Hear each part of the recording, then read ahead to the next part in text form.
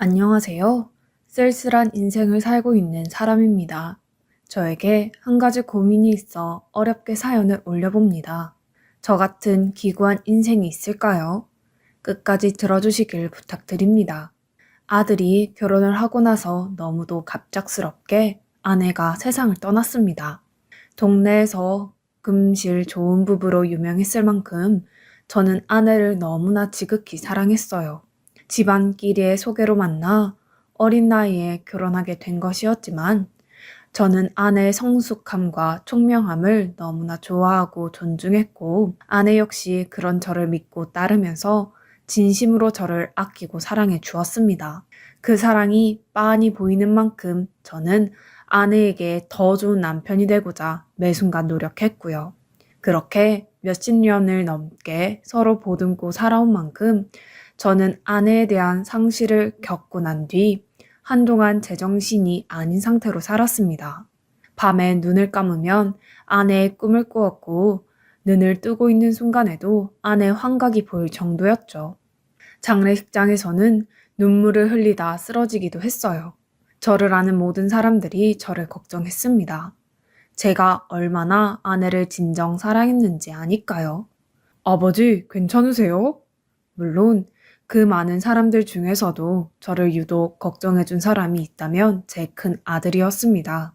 결혼을 하고 돌도 채 안 된 손녀를 키우며 자기 가정을 꾸리고 있던 아들은 자기도 이리저리 바쁠 텐데 아내를 잃은 저를 위해 일주일에 한 번씩은 꼭 찾아왔죠. 제가 하루하루 힘겨운 와중에도 버틸 수 있었던 이유는 큰아들이 그만큼 저를 신경 써주었기 때문입니다.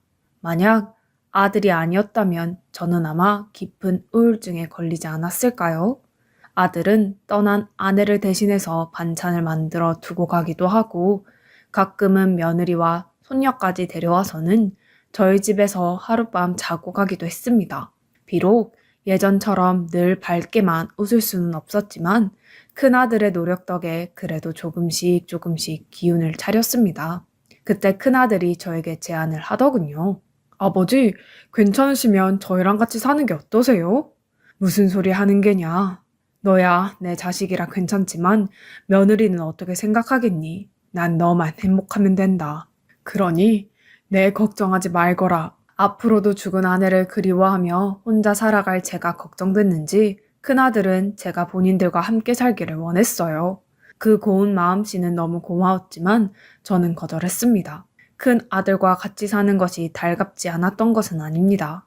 오히려 아끼고 사랑하는 아들과 함께 살면 늙어서 적적하지도 않고 좋았겠지만 큰아들이 본인 가족을 이루고 있는 만큼 며느리와 손녀가 저랑 사는 게 불편할 것 같아서였어요. 뭐 손녀야 어리니까 그렇다 쳐도 며느리는 시아버지 모시고 살게 되는 건데 그런 거 좋아하는 며느리가 세상에 어디 있겠습니까? 제가 아무리 나이가 들고 떠난 아내 때문에 외로운 노인네처럼 살아야 한다고 할지라도 그 정도의 염치는 있었습니다. 너희도 너희끼리 먹고 살기 바쁜데 내가 거기 끼어들어서 되겠냐? 나는 혼자 살 수 있다. 너무 걱정하지 마라. 그냥 지금처럼 가끔씩만 찾아와서 말동무 해주렴. 아버지, 와이프도 아버지랑 같이 사는 거 좋다고 했어요. 그리고 저도 아버지랑 같이 있어야 마음이 많이 놓일 것 같고요. 아버지 한 분 더 오신다고 해서 힘들어지는 것 하나 없으니까 저희 생각 안 해주셔도 돼요. 그러나 아들은 몇 번을 거절해도 여전히 저와 함께 살기를 원했습니다. 좋은 말로 저와 함께 있는 게 더 좋다는 식으로 이야기했지만 이미 저는 알고 있었어요. 그 마음만큼은 진심일지언정 현실적으로 저랑 따로 사는 게 아들네는 훨씬 편할 거라는 것을요. 하지만 그럼에도 여전히 저를 생각해주는 아들의 마음을 끝까지 거부할 수는 없었습니다. 아들과 며느리 그리고 하나뿐인 손녀를 생각해서 계속 혼자 살겠다고 고집을 부리긴 했지만 아내가 떠나고 저 혼자서 남은 삶을 살아가기에는 심적으로 많이 힘들 것 같다는 생각이 들기도 했고 무엇보다도 아들이 이렇게까지 괜찮다고 하는데 제가 더 거부할 이유도 없었거든요. 결국 저는 몇 번이고 고맙다고 이야기하면서 큰아들과 함께 살게 되었습니다. 명절이나 생일 때 며느리를 보면 아이가 참 세심하고 참하다고 생각했습니다. 자주 보지는 않아도 짧은 만남으로 알 수 있는 것들이 있었으니까요. 그러나 실제로 함께 살게 되니 며느리는 여간 똑부러지고 현명한 게 아니었어요. 거짓말 좀 보태서 제 아내 젊을 적 같았죠. 제가 딱 아내의 그런 모습에 반했거든요. 동의를 했다고는 해도 제가 있어서 이만저만 불편한 게 아니었을 텐데 며느리는 그런 티 한 번 제 앞에서 내지 않았습니다. 오히려 종종 기회가 될 때마다 아버님이랑 함께 살 수 있어서 너무 좋다며 오히려 제 부담을 덜어주기 위해 노력했죠. 아들 녀석이 좋은 놈인 만큼 며느리도 좋은 사람 만났다는 생각이 들었습니다. 며느리와 아들 부부를 볼 때면 밥을 먹지 않아도 배가 부를 정도였죠. 저도 그런 며느리와 아들에게 보답하기 위해서 둘이 바쁘면 눈에 넣어도 안 아플 손녀 밥도 차려주고 할아버지로서 함께 놀아주면서 시간을 보냈어요. 손녀와 시간을 보내는 건 혼자 할 것도 없고 적적한 저에게 있어 좋은 일이었죠. 하나도 힘들지 않았습니다. 할아버지 하면서 따르는 손녀만 봐도 기운이 펄펄 넘쳤거든요. 그렇게 3년 정도 큰 아들네 집에서 살았습니다. 함께 살다 보니 아들은 물론이고 며느리와도 그리고 손녀와도 정을 많이 쌓았어요. 평생 이렇게 살다가 눈 감으면 소원이 없겠다는 생각도 많이 했죠. 그러나 아내가 떠난 것처럼 새로운 비극은 미처 제가 준비도 하지 못한 상황에서 찾아오더군요. 아버님, 빨리 병원으로 와주세요. 눈물 섞인 며느리의 갑작스러운 전화에 집에서 손녀와 시간을 보내고 있던 저는 급하게 손녀를 안고 불이 나게 병원으로 갔습니다. 독착한 병원의 광경은 참담했어요. 아들 녀석의 머리 위로 하얀 천이 덮어져 있었습니다. 너무나 충격적인 상황에 눈물도 나지 않아 허망한 얼굴로 며느리에게 무슨 일이 있었냐고 물었지만 며느리는 계속 눈물을 흘리느라 아무런 답변도 하지 못했어요. 그리고 그런 며느리를 대신해서 옆에 서 있던 의사가 이야기를 하더군요. 심장마비라고요. 아침만 해도 아무렇지 않게 출근을 하던 아들이었습니다. 아버지, 오늘은 일찍 퇴근하니까 오랜만에 다 같이 저녁이나 먹어요. 요즘 너무 바빠서 새벽 늦게 집에 들어오던 아들이 함께 저녁을 먹자고 먼저 제안을 하기도 했습니다. 너무나 평소와 같이 출근길에 나선 아들이 반나절 만에 싸늘한 시신으로 돌아올 줄은 저희 중 그 누구도 예상하지 못했습니다. 졸지에 남편을 잃은 며느리는 병원 바닥에 철푸덕 주저앉아 사람들이 다 쳐다볼 정도로 엉엉 울었고 아들을 잃은 저는 아무 말도 하지 못하고 얼굴을 덮은 천만 살짝 거둔 채 창백해진 아들의 얼굴만을 많이 들여다보았고 아빠를 잃게 된 아직 어린 손녀는 이 상황을 이해하지 못하고 제 엄마 곁으로 가 옷자락을 당기기 바빴습니다. 아들이 죽고 나서 한동안 저희 집은 아들의 흔적을 정리하느라 바빴어요. 아내를 잃은 지 얼마 되지도 않아서 아들을 잃은 저는 더 이상 이 삶을 어떻게 살아가야 할지 모르겠더군요. 며느리도 남편을 잃은 것이니 아마 무척 힘들었을 겁니다. 이제 손녀를 키우려면 며느리가 아들을 대신해 일을 해야 했으니까요. 며느리가 제 앞에서는 티를 내려 하지 않았지만 집에 돌아오면 매일같이 한숨을 쉬었고 어쩌다 며느리 방문 앞을 지나게 되면 안에서 눈물을 훌쩍거리는 소리가 자주 들렸습니다. 그럼 저는 일부러 못 들은 척 그 자리를 피했고 다음 날이 되면 언제 그랬냐는 듯이 평소와 같이 며느리와 이야기를 나누었어요. 힘들어하고 있다는 걸 안다는 티를 내면 며느리가 더 무너질 것을 걱정한 저의 배려 아닌 배려였습니다. 며느리가 어느 정도 마음을 추스릴 때까지는 저 역시 집에서 평소와 같이 지내며 손녀를 돌봤어요. 이건 저를 위한 것이기도 했습니다. 갑자기 모든 아들의 흔적과 떨어지게 되면 저도 아들의 죽음을 더 선명하게 느낄 것 같았거든요. 그러나 현실적으로 제가 계속해서 며느리와 함께 살 수는 없었습니다. 다른 이유가 아닙니다. 만약 제가 아들도 없는 상황에서 며느리와 산다고 하면 저를 어떻게 보겠습니까? 시사 프로그램에서 나올 법한 파렴치한 시아버지로밖에 안 보이겠죠. 그런 걸 모르는 게 아니었기에 저는 아들이 죽고 3개월이 되는 날부터 저 혼자 살만한 집을 찾기 위해서 부동산을 다녔습니다. 가진 돈에 맞춰 하다 보니 빠르게 집을 구하기 힘들 것으로 보였지만 더 이상 미룰 수가 없었죠. 며느리에게도 미리 이야기를 했습니다. 나도 슬슬 나 혼자 살 집을 찾아야겠다. 아무래도 성우도 없는데 내가 너랑 사는 거 모양새가 안 좋지 않겠니? 최대한 가까운 곳으로 잡을 테니까 나 나가고 나서도 가끔씩 보자꾸나. 나도 손녀가 그리울 테니. 저는 며느리도 그게 편할 거라고 생각했습니다. 제가 그 집에서 함께 살 수 있었던 건 아들이 있었기 때문이지. 아들이 없는 지금은 며느리 역시 이전보다 훨씬 더 제가 불편할 테니까요. 하지만 며느리는 제 예상과는 다른 말을 했습니다. 아버님, 저 어차피 새로운 사람 만나서 결혼할 것도 아니에요. 떠난 성우 씨 생각 가끔씩 하면서 지수랑 오손도손 살 거거든요. 그리고 저는 아버님도 지금과 같이 계속해서 모시고 살고 싶어요. 아버님도 멀리서 가끔씩 보는 게 아니라 매일같이 곁에서 손녀 커가는 것 보는 게 더 좋으실 거 아니에요? 며느리 말이 이해가 안 되는 건 아니었습니다. 그러나 저라고 바로 받아들일 수 있는 문제가 아니었죠. 성우가 살아있을 때 그런 얘기를 했다면 너무도 고맙게 받아들였을 거다. 하지만 현실적으로 봤을 때 너랑 나랑 둘이 한 집에서 사는 게 남들이 보기에 어떻겠니? 아무리 지수가 있어도 좋게 보이진 않을 거야.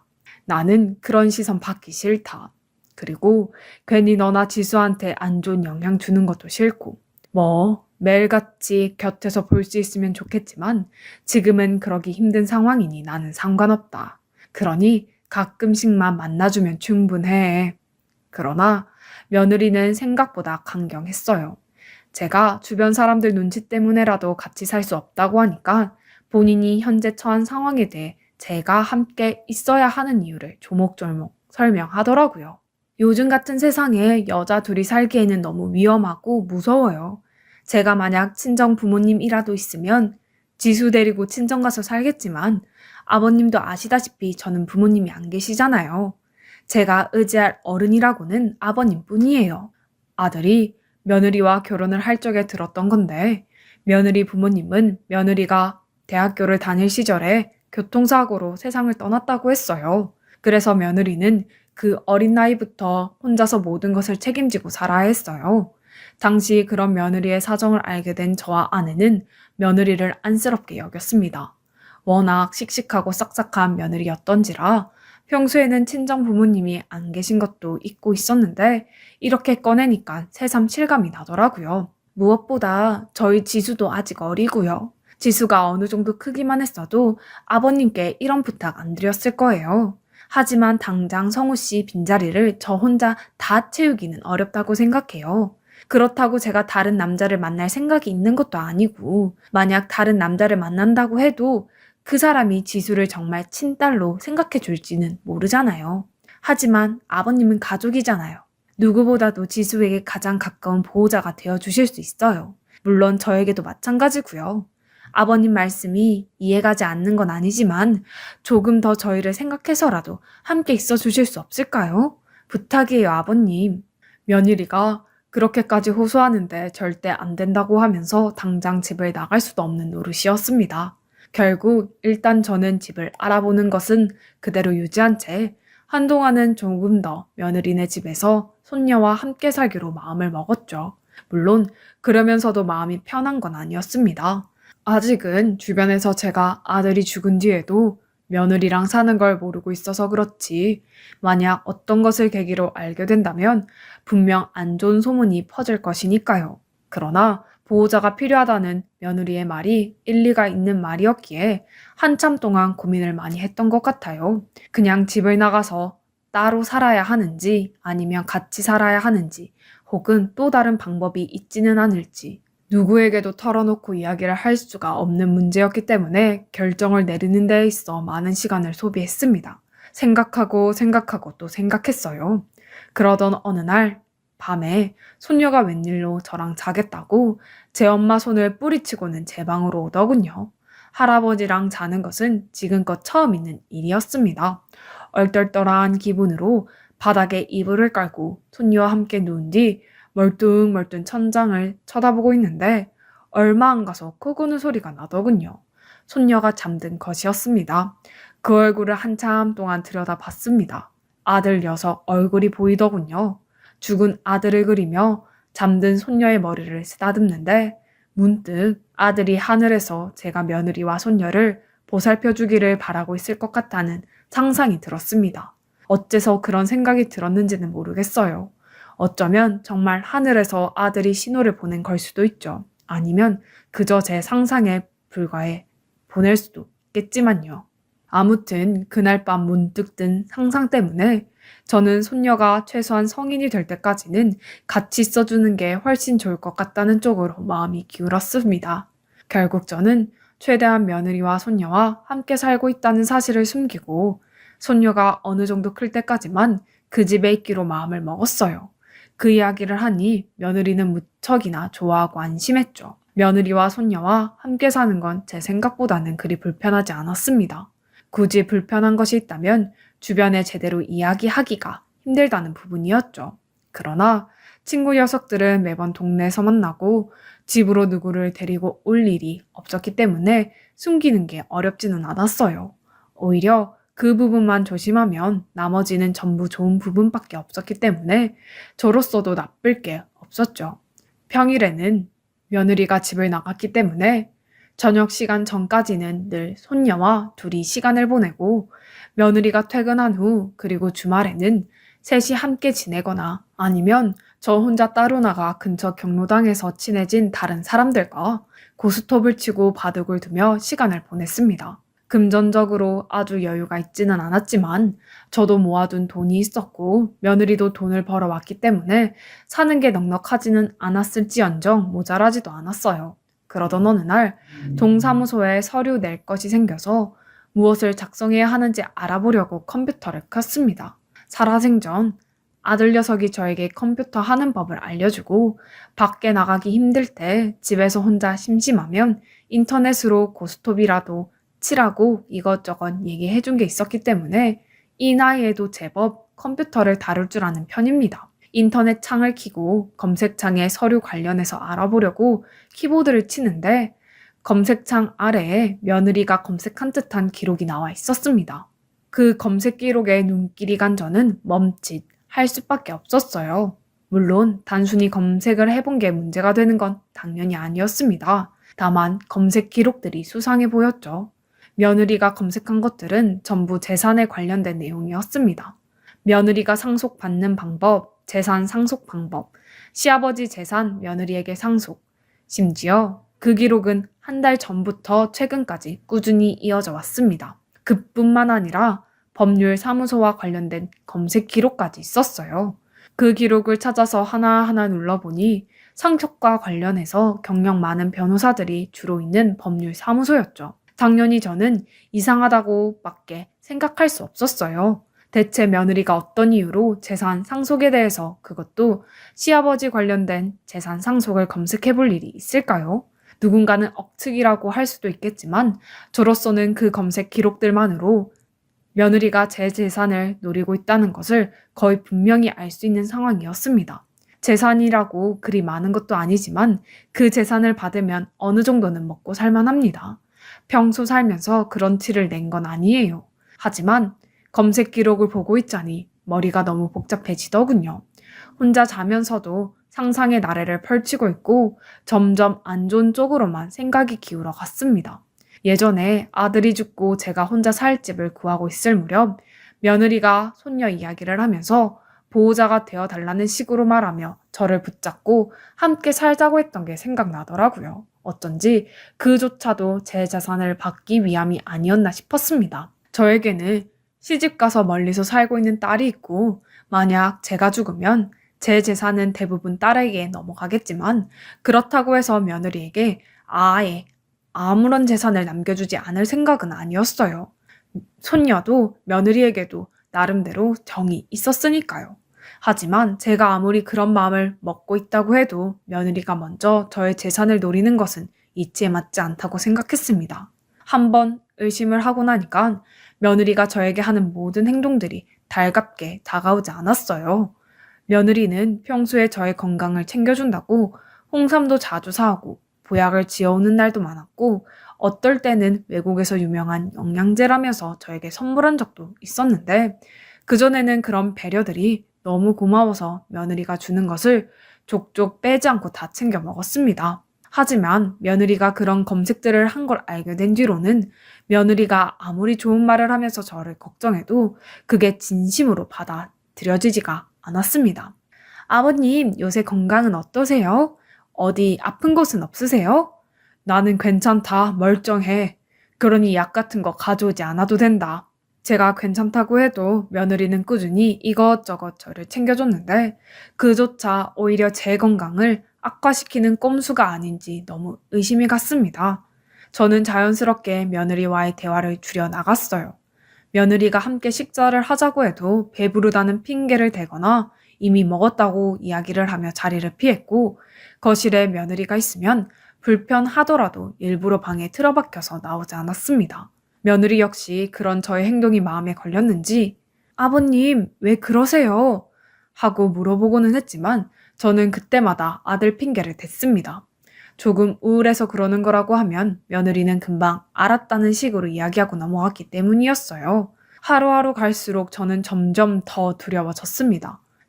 피해망상이라고도 할 수 있지만 살면서 며느리가 그런 검색을 미리 해본다는 걸 들어보지도 못했기 때문에 몇 번을 생각해도 며느리 의도가 나쁜 쪽으로만 생각되는 상황이었어요. 게다가 제가 그 사실을 알게 된 지 한 3달 정도 지나고 나서부터 며느리가 요새는 나이 드신 분들도 이것저것 취미생활을 한다면서 문화센터에 다녀보시는 게 어떻냐고 말을 했는데 솔직히 저는 그조차 꺼림직해서 괜히 밖에 자주 나가게 해서 사고라도 당하게 하려고 그러는 게 아닌지 저는 분명 손녀가 걱정돼서 그리고 함께 살아온 며느리도 걱정돼서 손녀가 성인이 될 때까지만 살려고 했던 건데 왜 이런 식으로 제가 며느리를 의심하고 제가 두려움에 떨어야 하는지 고통스러웠습니다. 그리고 그 고통스러움은 자연스럽게 며느리에 대한 미움으로 변해갔어요. 최대한 긍정적으로 생각해 보려고 노력을 안 한 게 아닙니다. 하지만 보통 사람이 멀쩡히 살아있는데 재산 상속과 관련해서 검색하는 사람치고 정말 좋은 의도로 혹은 아무 의도도 없이 그저 정보가 궁금해서 검색한 사람들은 거의 없거든요. 적어도 제가 봐온 사람들 안에서는요.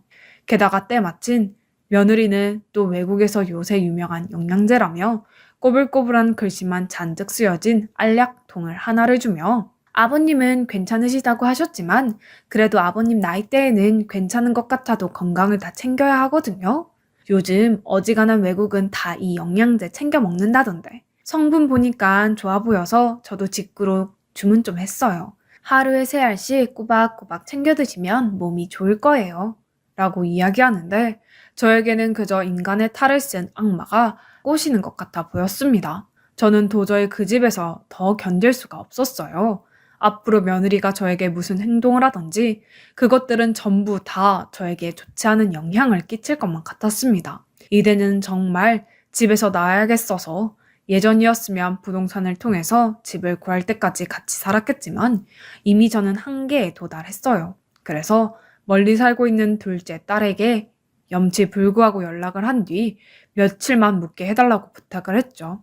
다행히 둘째 딸이 괜찮다고 편할 때 내려오라고 이야기를 한 덕분에 저는 바로 가겠다고 말하고 짐을 쌌고 며느리와 손녀가 모두 잠들었을 적 몰래 집을 나와 둘째 딸의 집으로 향했습니다. 둘째 딸은 아버지, 무슨 일이 있어요? 갑자기 며칠만 있겠다니요?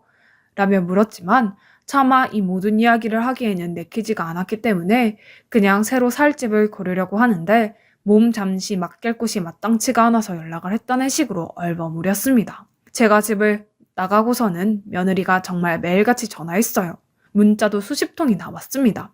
아버님, 어디 계세요? 아버님, 저한테 화나신 거 있으세요? 건강히는 계시는 거죠?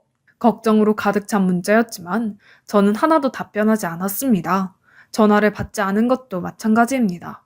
며느리와 이 부분에 대해 터놓고 이야기를 해야 한다고 생각은 하지만 이 모든 것이 저의 오해였을 가능성이 아주 없지는 않았기 때문에 우선 며느리와 이야기하기 전에 제 생각부터 차근차근 정리하고 싶었어요. 사연을 보내는 것도 이 이유 때문입니다.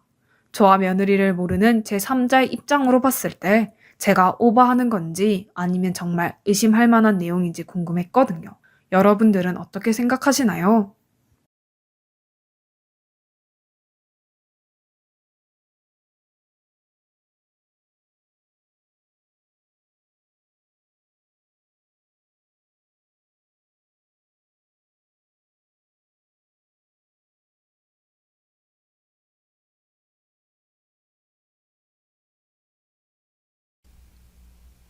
안녕하세요. 저는 40대 남자입니다. 제게는 가족과 같은 친구가 한 명 있습니다. 이 친구와는 어릴 적 5살 때부터 만나서 친해졌었고, 친구와 저는 성격도 비슷하여 정말 제 인생의 모든 것을 이 친구와 함께 했었던 것 같아요. 저의 어린 시절은 참으로 방황의 연속이었는데요. 어릴 적 아버지가 병으로 일찍 돌아가시고, 엄마는 저를 할머니에게 맡기고 집을 나가셨죠. 그리고 얼마 지나지 않아 엄마가 재혼했다는 이야기를 들었고 저는 할머니 손에서 자라게 되었네요. 저희 집은 원래부터 가난하고 돈도 없던 집이라 그렇게 아버지도 없고 엄마도 없던 저에게 할머니가 해줄 수 있는 것은 현실적으로 사실상 거의 전무했습니다. 할머니께서는 시장에 나가셔서 어떻게든 작은 일거리라도 찾아 일을 하시고 돌아오시면 제가 반갑게 맞이하는 것 뿐이었거든요. 어릴 때 생각해보면 저희 집은 대문도 고장이 나 있었고 방문에 구멍이 나 있어 구멍 사이로도 바람이 들어왔습니다. 겨울에는 난방도 제대로 못 되었죠. 저의 그런 사정과 상관없이 제 친구는 항상 한결같이 저랑 친하게 지냈습니다. 친구는 제가 힘든 걸 알고 자신이 먼저 나서서 용돈 받은 걸로 간식을 사서 나눠준다든지 학교 준비물을 수업 시간이 다른 점을 이용해서 저에게 빌려준다든지 저를 못 산다고 놀리는 친구들에게 가서 저 대신 싸워주기도 했었습니다. 그래서 제가 친구한테 네가 왜 나 대신 싸우냐니까 친구가 말하기를 너가 싸우면 놀리는 녀석들 말이 맞게 되는 거고 그럼 너가 쪽팔릴 테니까 내가 그냥 대신 싸운 거라고 하며 웃더군요. 그렇게 중학교가 끝나고 고등학교 재학 시절 갑자기 저희 할머니가 돌아가셨습니다. 마음의 준비도 없이 할머니가 돌아가셔서 저는 정말 엄청 당황했었죠. 장례식장에서 만난 저희 엄마는 이제 어떡할 거냐고 저에게 물었고 저는 엄마의 눈에 숨겨진 불안함을 읽었습니다. 아마 엄마는 다른 사람이랑 재혼해서 아이도 둘이나 낳은 상태였거든요. 그런 와중에 17살이 된 아들이 그 집으로 들어간다고 할까봐 걱정이 되었나 봅니다. 저는 혼자서 살겠다고 했고 그때부터 국가의 보조금을 받으면서 학교를 다녔지만 생활하기에는 너무나도 부족하더군요. 고등학교 앞에 구한 자취방은 제 몸 하나 누일 공간 겨우 있는 방이었습니다.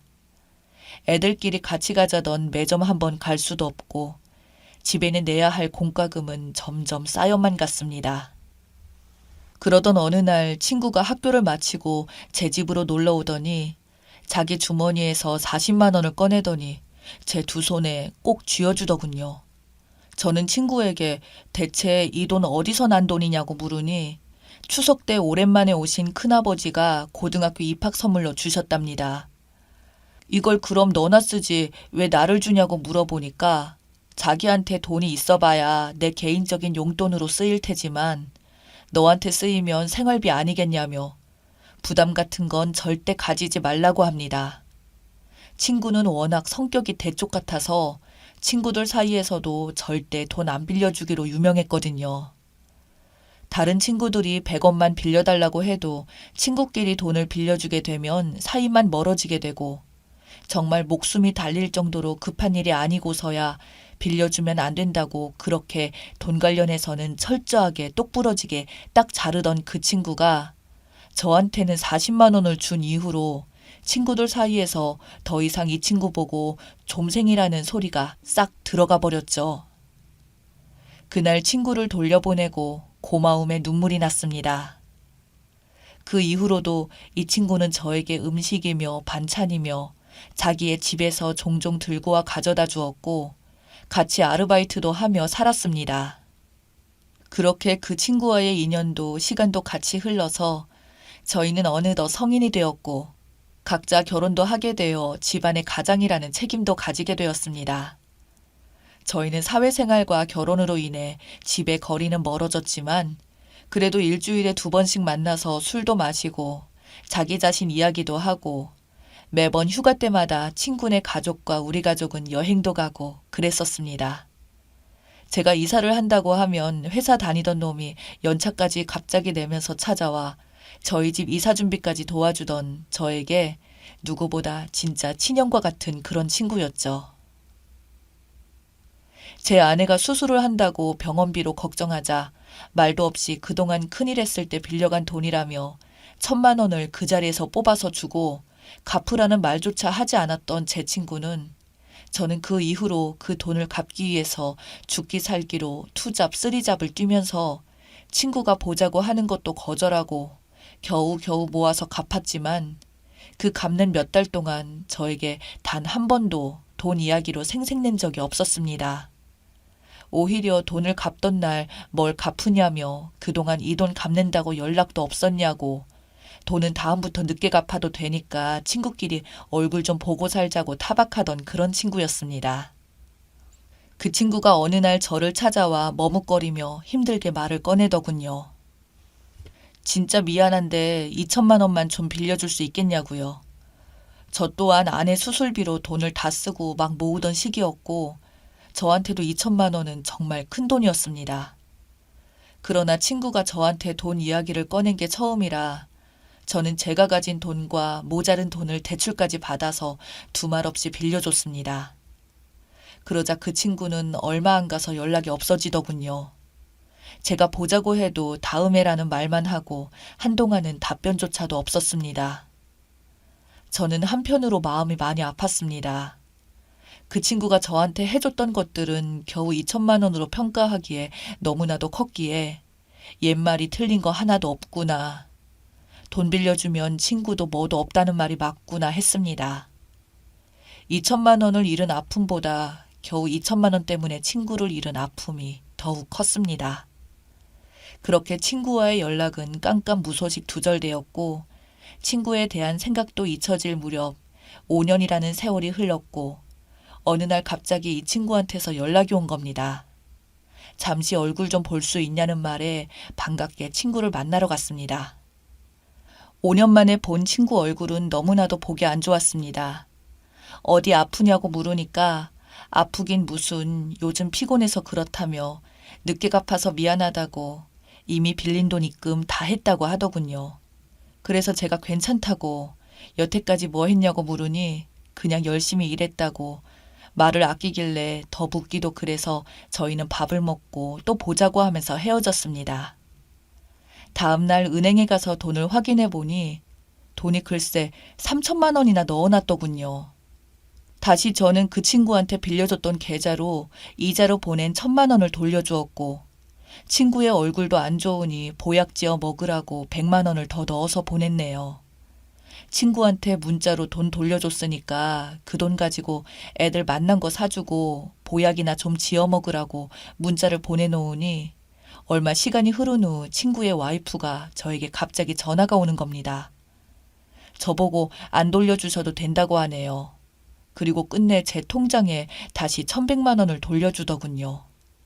남편이 그 돈 갚으려고 정말 많이 노력했다고 합니다. 이 돈을 받게 되면 남편이 죽어서도 눈을 못 감을 거라고요. 저는 무슨 말인지 처음에 이해를 못했습니다.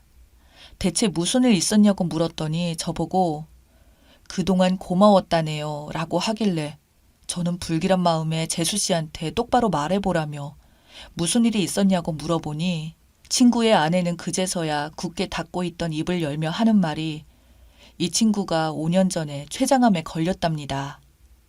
수술비가 없어서 손을 벌릴 데도 없었고 그래서 어쩔 수 없이 저에게 빌렸다고 합니다. 저라면 꼭 빌려줄 거라고 그래서 빌린 돈으로 수술하고 아픈 몸으로 쉬었다가 일했다고 하네요. 죽더라도 꼭 돈은 갚고 가야 나중에 하늘에서 저를 만나도 떳떳할 수 있다고 그놈 분명히 돈도 없었을 텐데 나한테 무리해서 돈 준 거 안다고 사람이라면 신뢰를 배반하는 것은 목숨을 잃는 것과 같다며 그 아픈 몸을 이끌고 일했다던 제 친구. 끝내 그 아픈 몸을 이끌고 일해서 병까지 다시 재발했다고 합니다. 친구의 아내는 남편이 죽기 전 모은 돈의 이자까지 포함해서 저한테 보내준 거라고 하네요. 그 말을 듣게 된 저는 순간 무릎에 힘이 풀리며 그 자리에 그대로 주저앉아 한참을 오열하며 울었습니다. 친구 이제 얼마나 남았냐고 물었더니 이제 3개월도 안 남았다고 하네요. 저를 만나던 날에도 아픈 걸 최대한 티 안 내려고 아무렇지 않은 척 연기하느라 병원에서 퇴원하면 안 된다고 만류했는데도 불구하고 옷을 입고 나왔다던 그 말을 듣자마자 저는 미친 사람처럼 병원으로 뛰어들어가 친구 병실에 들어갔더니 친구는 저를 보자마자 자기 아내에게 화를 내요. 왜 쓸데없는 걸 말했냐고요. 그래서 제가 울면서 친구에게 한 소리 했습니다. 이 미련한 친구야, 힘든 일이 있으면 도움을 청해야지. 왜 혼자서 여기서 이렇게 누워있어? 라고 말하니 어렸을 적 저를 괴롭혔던 친구들 대신해서 싸웠을 때처럼 너털스럽게 웃으면서 한다는 말이 말해서 뭐 하냐고 이렇게 죽상 짓는 사람만 하나 더 늘지라며 대수롭지 않게 말했던 친구. 자기는 이미 살 만큼 다 살았다고 호들갑 떨지 말라고 하더군요. 그리고는 저를 똑바로 쳐다보며 나 이제 너한테 필요 없다며 이자까지 듬뿍 넣어서 갚았으니까 너 나중에 하늘나라 와도 돈 가지고 구박하지 말라 합니다. 저는 그 친구의 손을 잡고 또 한참을 오열하며 그랬습니다. 내가 언제 돈 달라고 했냐고. 나한테라도 말을 하지. 우리 수십 년 우정이 이거밖에 안 되냐고 하니까 친구가 창밖을 쳐다보며 민망하다고 너한테 빚을 졌다고 생각하니까 내가 너를 볼 낯짝이 없더라고. 그렇게 퉁명스럽게 말하던 그 친구. 3달이라는 짧은 기간이 남았다던 그 친구가 어느 날 갑자기 3주도 못 지나서 임종 직전이라는 연락을 받고 저는 일하는 도중에 미친 듯이 병원으로 뛰어갔습니다. 눈도 잘 뜨지 못하는 친구 옆에서 저는 친구의 손을 부여잡으며 친구야, 내 친구야, 그동안 정말 고마웠다. 라며 저는 같은 말만 반복하며 계속 울었습니다. 그렇게 친구는 마지막 가는 그 순간까지 저에게 마음의 짐을 안 주려고 했는지 애써 저에게 웃음 지으며 눈을 감았어요. 그날 장례식장에서 친구 사진을 멍하니 쳐다보다가 친구의 아내와 자식들을 바라보니 제 슬픔보다 아빠를 잃은 슬픔은 오죽하겠습니까? 저는 어차피 못 받을 돈이라 생각했던 3천만 원을 뽑아서 익명으로 저의 이름을 쓰지 않고 흰 봉투에 넣고 나왔습니다. 그렇게 밖으로 나와서 하늘을 쳐다봤더니 오늘따라 하늘에 있는 저 구름이 너털스럽게 웃는 친구의 얼굴 같네요. 제 이야기 들어주셔서 감사합니다.